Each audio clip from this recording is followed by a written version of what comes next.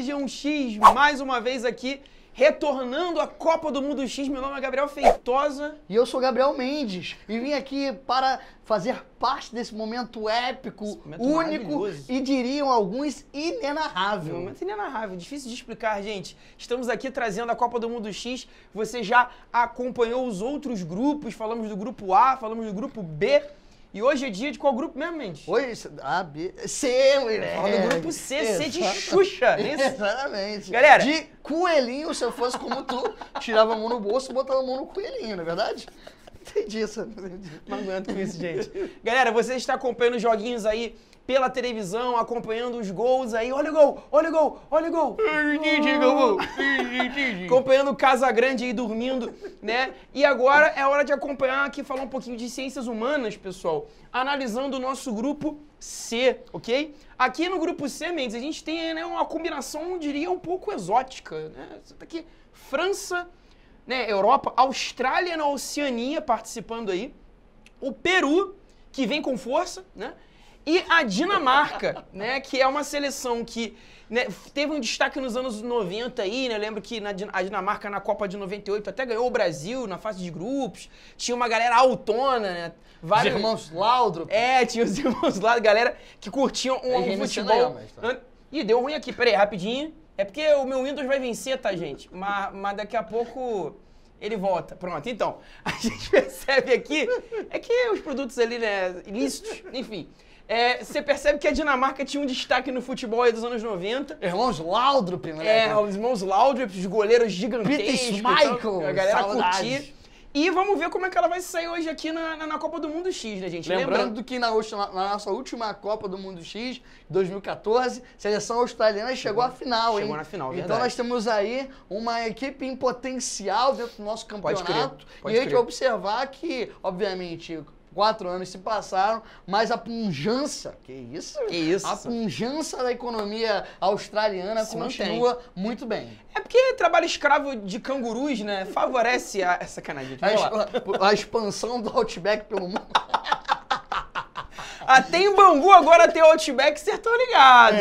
Galera marca em Outback, mas está em Bangu. Não diz que é Outback Bangu. Exatamente. Só fala Outback, porque falar que tá em Bangu... Outback chegando a lugares, né? Nunca antes navegados. É verdade, mas vamos lá, galera. Vamos lembrar aqui dos nossos critérios, tá? Vamos analisar o PIB, o Gini, IDH, desemprego e exportação, começando aqui pelo produto interno bruto. Mendes, como é que fica aqui, né, o produto interno bruto em relação aos países? Como é de se esperar, a gente percebe uma participação muito grande aí da França e da Austrália nesse momento, ganhando destaque. A França com um PIB de 2,586, e preste atenção, trilhões de dólares em exportação. Bizarro, né, cara? Exportando principalmente...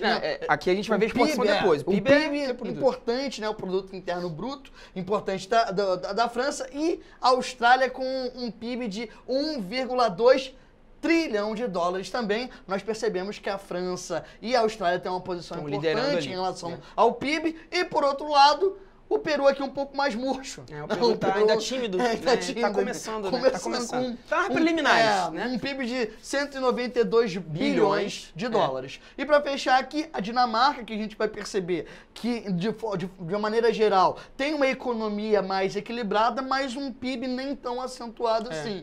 Em comparação com os outros países, de 306 bilhões. Não disse que é pouco, mas em comparação ao PIB francês, ao PIB australiano, na casa dos trilhões, realmente é um momento onde a Dinamarca não tem tanto destaque assim. Então a gente fica aqui com a liderança da França, que pegou o primeiro lugar, a Austrália em segundo, Dinamarca em terceiro e o Peru, né, ficou lá atrás, né? Galera, vai anotando no seu caderninho aí. Então a gente tem essa primeira configuração aqui, beleza? Vamos seguir, vamos falar do Gini, que é um índice que tá na moda aí, né? A ONU hoje tem adotado o Gini para analisar, gente, as desigualdades sociais nos países, esse índice de concentração de renda, que é um tema que, inclusive, que a gente já analisou aqui no Projeto X, né, no X da Atualidade, eu e Mendes, uma aula polêmica sobre desigualdade social. E, gente, que existe, né, que as pessoas Acredito que não, mas é presente. Existe e mais ainda, não é legal que exista, né? Porque às vezes o aluno, qual o problema? Gente, todo problema. A ideia é que os países possam estabelecer uma tentativa de distribuição um pouco mais justa e igualitária, dando ali igualdade de oportunidades ao máximo dos seus cidadãos, né? Então, realmente, aqui no caso do Gini, quanto maior, pior. Tá? Quanto mais próximo de 100, significa que você está concentrando mais, né, nas mãos de pouca gente. E aí a gente vai vendo aqui como é que fica, Mendes. Na França nós temos um Gini que é um pouco ainda elevado dentro de um contexto europeu. A gente sabe que isso também está relacionado a uma grande quantidade de imigrantes dentro do Isso é bom da de analisar. França, né, com um Gini de 32,7, acompanhado depois pela Austrália com um Gini de 30,9. O Peru, nesse momento, com um pouco mais de destaque, um pouco mais, né, avantajado, com um Gini de 42. Não há maturidade aqui, 42,8. Percebendo que o Peru, apesar do contexto da América do Sul ser um país que tem até um certo desenvolvimento, ainda apresenta um grande nível de desigualdade social, que a gente sabe é a marca muito presente dos países da América Latina e dos países da América do Sul. E por último, a Dinamarca, que dentro desse contexto aqui tem um Gini menor de 28,20, né? A gente percebe uma distribuição das riquezas na Dinamarca maior, um índice de desenvolvimento humano que a gente vai ver também daqui a pouco, muito elevado, um dos países com maior IDH do mundo. Então, nesse momento, a gente percebe a Dinamarca ganhando um destaque nesse Primeiro lugar para a Dinamarca, sem dúvida, consegue uma boa distribuição de renda. Aqui também, né, a gente tem que analisar o caso da Dinamarca, que a população também reduzida, né, Mente? A gente até estava conversando aqui antes da aula que as políticas, né, públicas de distribuição de renda, no caso da Dinamarca, de auxílio, né, são até mais fáceis de serem estabelecidas devido à sua população menor. A gente vai ver que a taxa de desemprego também é bem pequena, porque realmente, né, é uma população num território muito pequeno. Essas comparações é sempre bom de fazê-las, mas tendo cuidado em analisar cada caso de cada país. É claro, a gente está fazendo aqui um exercício, né, quase um exercício intelectual de fazer essa comparação, mas é claro que cada país tem a sua própria dinâmica. A gente vai ver se por um lado o PIB francês é monstruoso, por outro, nós temos uma população bastante expressiva na França e, consequentemente, uma presença maciça de imigrantes, muitos ilegais, que faz com que os níveis de desigualdade social sejam maiores. Sim, com certeza. A gente faz essa brincadeira da Copa do Mundo X, galera, mas ciências humanas não é campeonato, né? É bom deixar isso claro.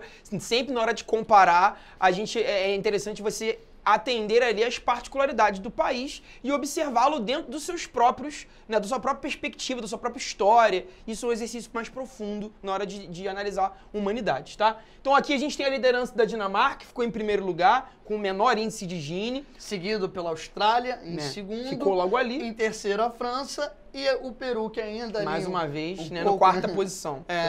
Naquele momento, né, meia bomba, não sei se vai, se não vai, né, em último lugar. Vamos para o IDH agora, bem famoso Índice de Desenvolvimento Humano. Quanto mais próximo de 1, mais perfeita seria essa sociedade, ok? E a gente vai ver o IDH da França em 0,897, o IDH bem alto, né, expressivo. O IDH da Austrália mandando aqui, né, a ponta desse quesito, primeiro lugar sem dúvida com 0,939. O Peru aqui com o IDH de 0,723. Que dentro do contexto da América Latina é um IDH interessante. É um IDH interessante, né? Mas mal distribuído, né, associado a políticas públicas ruins, faz com que o nível de desigualdade social seja muito grande. Mas há um índice de desenvolvimento humano interessante no Peru. E no caso da Dinamarca aqui, chegando à segunda posição desse quesito com 0,925. É legal notar que esse IDH mais elevado do Peru, né, vai percebendo ali, né, nos últimos 5, 10 anos, uma política realmente de investimentos públicos no Peru que tem sendo feito de maneira até satisfatória. Você tem ali uma saída, né, de um governo muito autoritário relacionado ao Alberto Fujimori, né, que estabeleceu ali, né, uma tentativa de abertura econômica, num certo liberalismo, mas de maneira um pouco pouco excessiva, não à toa o Fujimori foi preso, inclusive acabou solto recentemente devido a problemas de saúde e tal, já está numa idade avançada, mas é considerado um período de presidencialismo muito autoritário, e de lá para cá o Peru vem tentando reconstruir a sua democracia, e aqui muito no desenvolvimento da educação, né, que é um grande desafio, já que a gente percebe ali uma herança, né, de regionalismos no Peru que são muito fortes, né, essa tentativa de se adequar também a uma política de reforma agrária, que é um grande desafio na América Latina, distribuição de terras, né, em relação às comunidades indígenas. Então, o Peru realmente vem se inserido nessa tentativa. Assim como outros países da América Latina, né, da América do Sul, ainda uma herança muito forte do caudilismo, né? Sim. Então a gente Os poderes locais. Exatamente. Então a gente observa se por um lado existe um certo viés de desenvolvimento humanitário naquela região, por outro ainda há uma concentração muito grande. Coisa que a gente sabe, né? Vivemos num país que também, apesar de não vivermos essencialmente o caudilismo, a gente sabe que modelo, né? o nosso modelo também foi extremamente de autoritarismo, centralização e poderes locais muito fortes, né, desse coronelismo, desse regionalismo exagerado que botou muito poder na mão, né, desses latifundiários do interior. E aí realmente é uma herança que a gente vem carregando. Exatamente. E agora a gente vai para outro dado que é importante, né? Que mede muito as condições internas de um país, né? Como é que as políticas públicas, como é que está a associação da própria relação interna e externa de um país, que vai desembocar aí nos níveis de desemprego. Então a gente vai observar que o nível de desemprego na França, atualmente, inclusive, ele é alto, né? Chegando ali ao patamar de 9%. A gente pega o Brasil hoje, que está em cerca de 13% a 15% de desemprego. Então a gente pega a França também num alto nível de desemprego.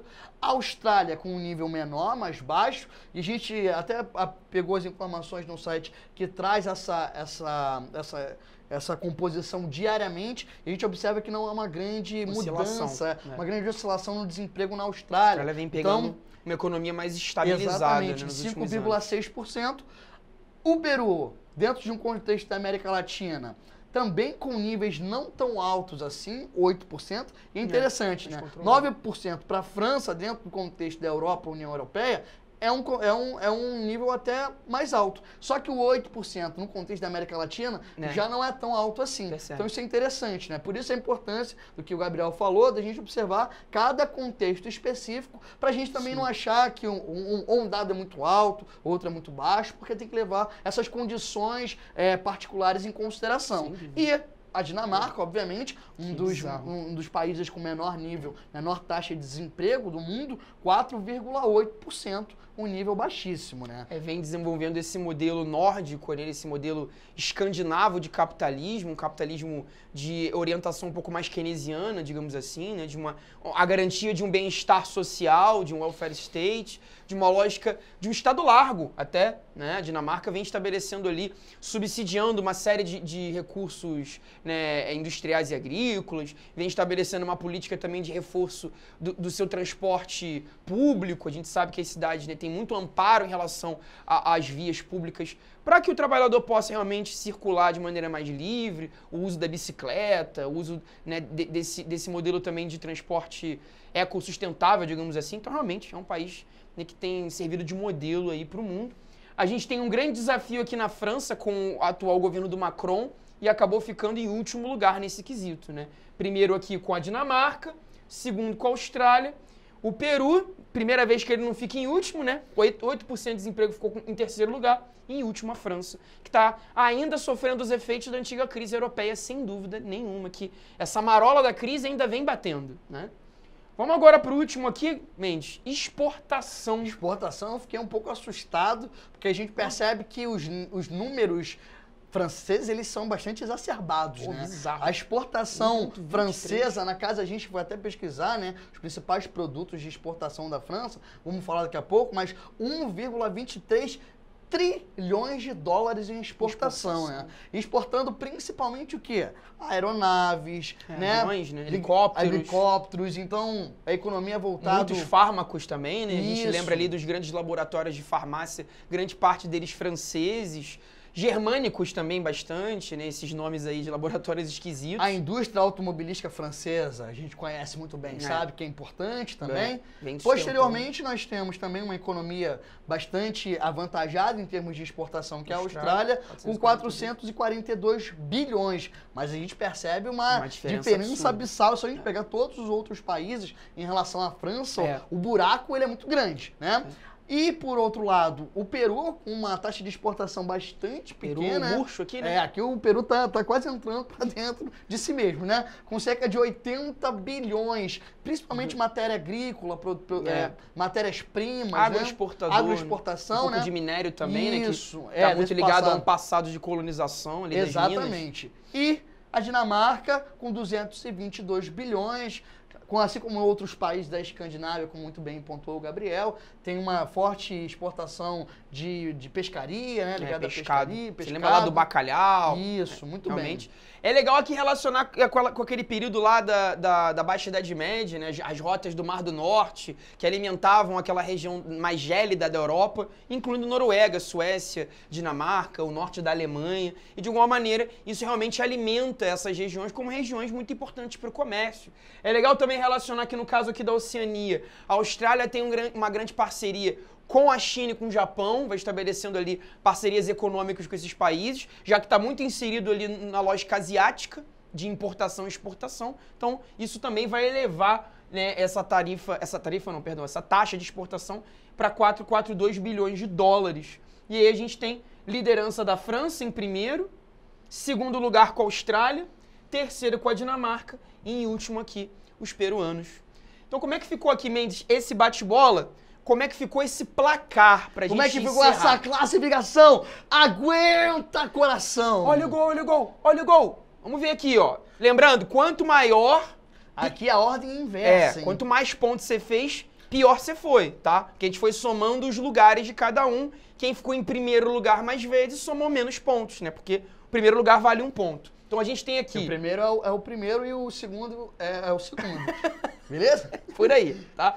A França ficou com 12 pontos, a Austrália com 9, o Peru com 19 pontos, realmente, né? Ficou em último lugar várias vezes, e a Dinamarca aqui com 9 pontos, gerando um famoso empate, né, gente? Dinamarca empatou aqui com a Austrália em primeiro, né, em segundo lugar, seria ali uma França em terceiro e o Peru em quarto.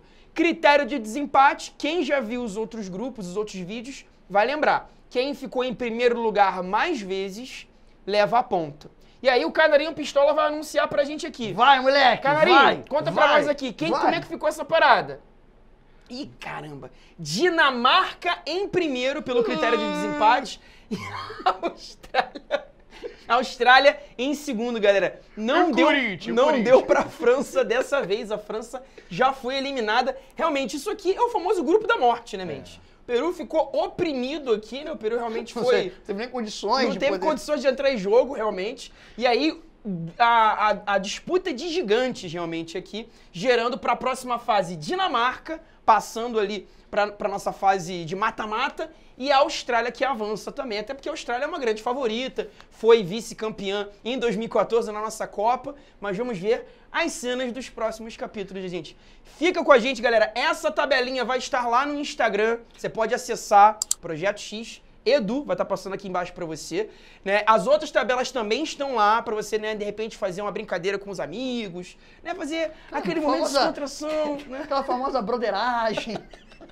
Junto com os amiguinhos, vamos analisar os dados, de repente pode fazer isso na sua escola, propõe aí pro seu professor, pra sua professora, é um exercício legal pra gente brincar ali de ciências humanas, tá ok, gente? Até a próxima. Beijos!